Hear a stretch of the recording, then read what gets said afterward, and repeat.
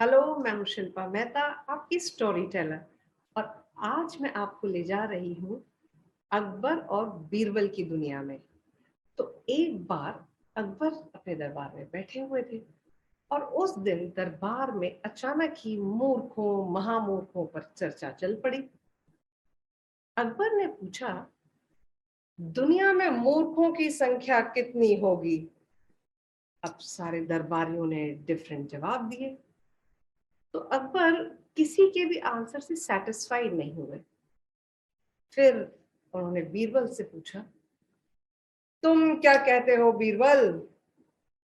बीरबल बोले, हुजूर, दुनिया में तो असंख्य मूर्ख होंगे, उनकी गिनती करके क्या कीजिएगा? चलो गिनती नहीं करते, तुम मात्र 4 मूर्खों को हमारे सामने पेश कर दो। और ख्याल रहे कि चारों मूर्ख ही नहीं, मूर्खों के सरताज होने चाहिए। मरता क्या ना करता, बीरबल दूसरे दिन सुबह मूर्खों की तलाश में निकल गए। बहुत से लोगों से बात की, पर वैसे मूर्ख नहीं मिले जैसे शहंशाह अकबर चाहते थे।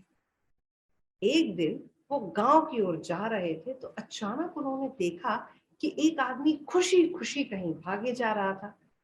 बीरबल ने उसे रोक कर पूछा, अरे रुको रुको भाई, कहाँ जा रहे हो? बहुत खुश नजर आ रहे हो। अरे कुछ पूछो ही मत, आज मैं कितना खुश हूं, मुझे बहुत जल्दी अपने गांव पहुंचना है। अरे भाई चले जाना, गांव में ऐसी क्या बात हो गई जो तुम भागे चले जा रहे हो? मुझे भी तो कुछ बताओ ना। ओहो, बताता हूँ, सुनो। गांव में मेरी पत्नी की शादी है और शादी में जाने से किसे खुशी नहीं होती? मुझे भी है। ये देखो, मिठाई भी साथ ले जा रहा हूँ।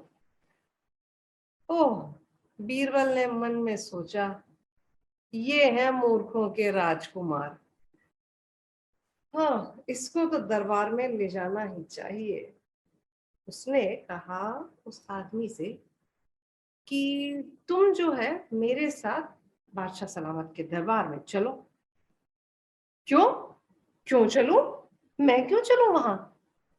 बीरबल ने उसे समझाया कि जो आदमी अपनी पत्नी की शादी में जाता है उसको बादशाह के दरबार में जाना होता है। तो वो आदमी उसकी बात मान गया और बीरबल के साथ शुरू हो गया चलना। अब बीरबल फिर आगे बढ़े, मूर्खों की तलाश में वापस बिजी हो गए।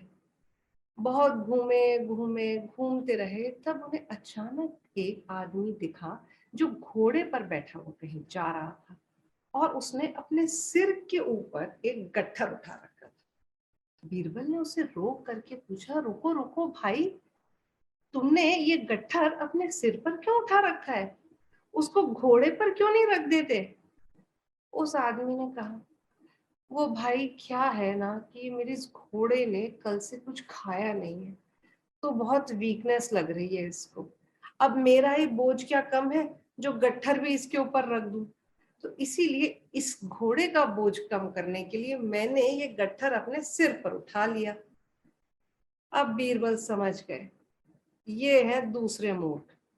उन्होंने कहा, तुम्हें मेरे साथ बादशाह के दरबार में चलना है। क्यों? मैं क्यों चलूं बादशाह के दरबार में? भला मेरा वहां क्या काम?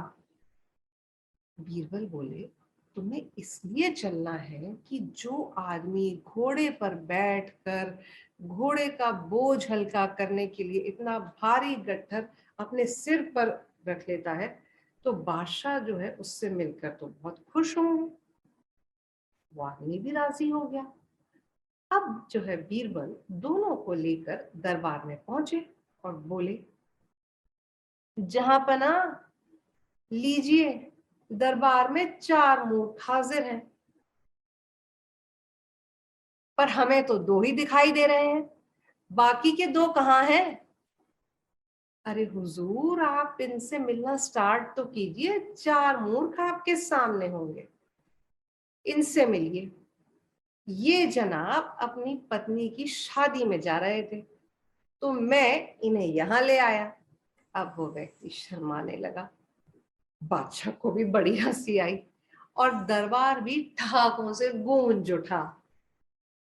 और अब इनसे मिलिए, ये हजरत घोड़े पर सवार होकर गट्ठर को अपने सिर पर रखे हुए थे ताकि घोड़े पर अधिक बोझ नहीं बने।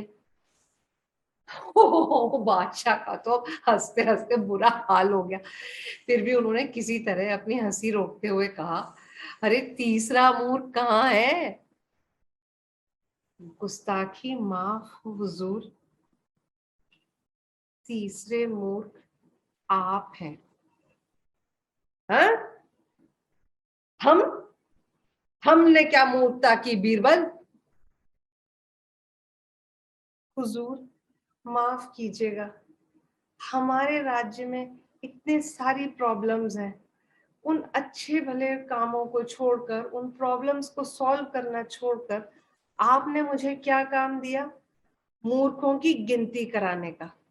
अब उनसे मिलने की इच्छा करना तो मूर्खता ही है या नहीं? बादशाह खामोश होकर कुछ सोचने लगे और फिर बोले, और चौथा मूर्ख